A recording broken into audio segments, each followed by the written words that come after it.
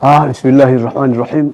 Ninadhani tume hii iko sawa sawa sana katika muktadha wa haki na maridhiano ya kitaifa, jinsi ambavyo imeanza na namna ambavyo inaendelea.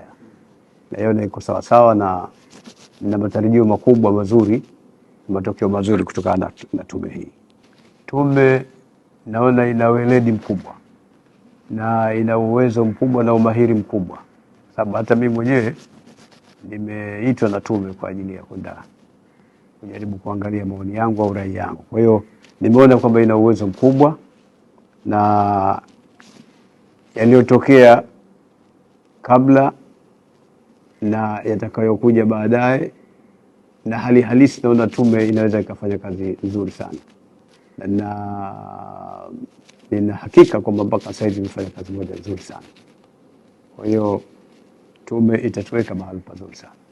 Ilikuwa ni wazo na fikra kubwa nzuri ya kuundwa tume na Mheshimiwa Rais wa Jamhuri ya Muungano wa Tanzania. Na ilikuwa ni njia moja iliyokuwa sahihi ya kuundwa tume hii, na kama nilivyosema mwanzo kwamba inaweza ikaponya majeraha na inaweza ikaleta pozo kubwa kabisa kutokana na kazi ambayo wameifanya na ikaleta matokeo makubwa katika nchi yetu na ikarudisha katika nchi yetu katika hali yake ya kwanza.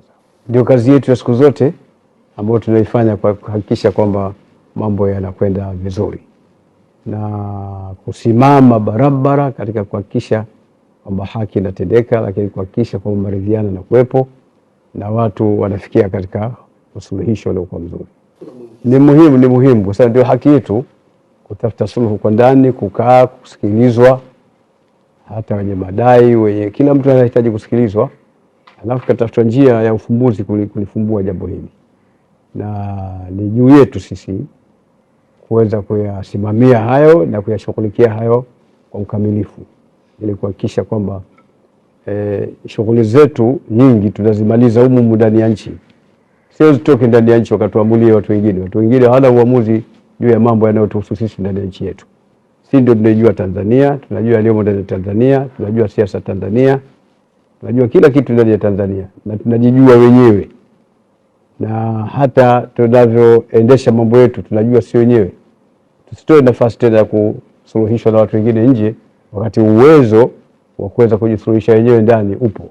Kweli wa aina ya watu tulio nao mle ndani katika tume ile, tunaelekea mahali sahihi ambapo tunaamini kabisa tutakuwa na taifa sahihi huko mbele. Na kwa kweli tusiseme tu kwa taifa, hata kwenye familia, mgogoro ukianza, anzeni nyinyi wenyewe ndani. Katika maandiko sura ya 18 ya Injili kama alivyoandika Mathayo, tunaambiwa kwamba ndugu yako akikukosa, ukianza naye 15, unaenda kusema naye kwanza we mwenyewe, huambii watu wengine. Kama hakukusikia ndio utaita watu wengine. Kama hakuwasikia hawa ndio utaliambia kanisa.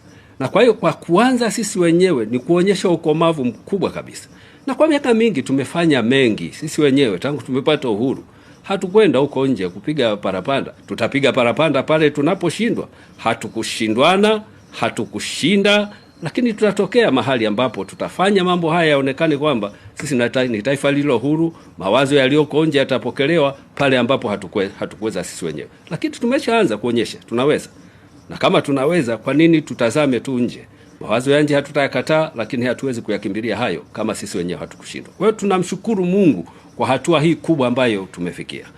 Mimi mwenyewe nasema hapa ni mwakilishi wa kanisa Anglikana kwenye UN. Tumeshiriki vikao mbalimbali. Tumekuwepo kwenye UN Convention na tumesema walipotuuliza, nyinyi wa Tanzania kwa nini hamtukaribishi kusema juu ya haya yaliyotokea? Na tumewaambia tu wazi, tutawaita pale tutakaposhindwa. Hatukushindwa na ndio maana hatujawaita. Tutakukaribisha tu kama tutaona tumeshindwa. Lakini tumekuwepo kwenye mikutano ya maaskofu wakuu, wameuliza maswali haya na tumewaambia wazi tu, jamani, tutawaita pale ambapo tumeshindwa.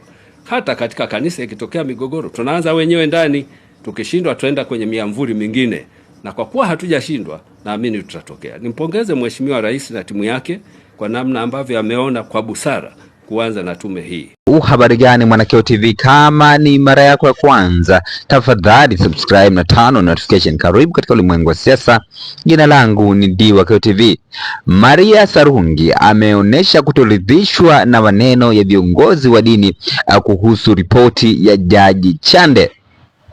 Maria Sarungi ameandika ujumbe mrefu kweli katika mtandao wa Twitter, na nukuu maneno ya Maria Sarungi, na nukuu: mimi niliwaambia jana asubuhi wanaleta vikaragosi vyao kubweka hovyo.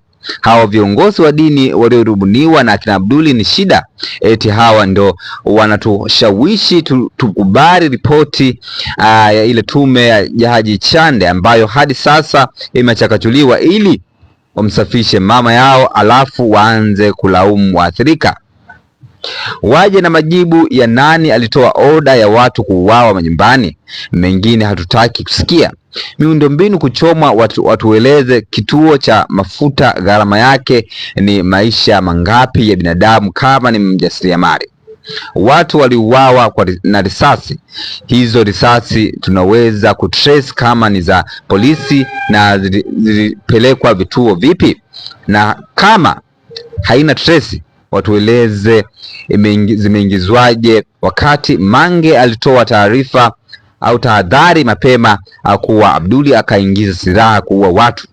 Yaani hatutakaa tuelewe tume wala mtu yeyote asiyekuja na majibu na tutasema na Free Tundu Antipas Lissu, tutaelewana tu. Mwisho wa kunukuu maneno ya Maria Sarungi ambaye ameandika katika mtandao wa Twitter. Kifupi, Maria Sarungi amesema hata kubali kabisa mpaka waseme kwenye tume yao nani aliyetoa oda ya watu kuuawa. Una maoni gani kwa hichi ambacho ameandika Maria Sarungi? Tafadhali shusha maoni yako katika sehemu ya comment section. Maoni yamekuwa ni mengi kweli kuhusu viongozi wa dini, namna wanavyowashawishi watu kukubaliana na tume ya Jaji Chande ili maridhiano yaweze kuanza.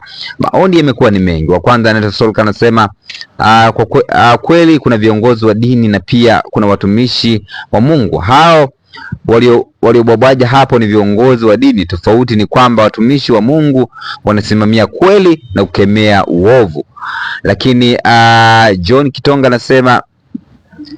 anasema risasi na silaha zilikuwa nje kwa wawaji baada ya amri batili ya IGP FEC. Lakini Mohamed Jun anasema Bismillahir Rahim ya kinafiki. Huyu Shehe Zuberi anatumika na serikali, ndiyo maana kila siku anasema BAKWATA sio chombo cha Waislamu bali ni chombo cha serikali, tena serikali ya CCM.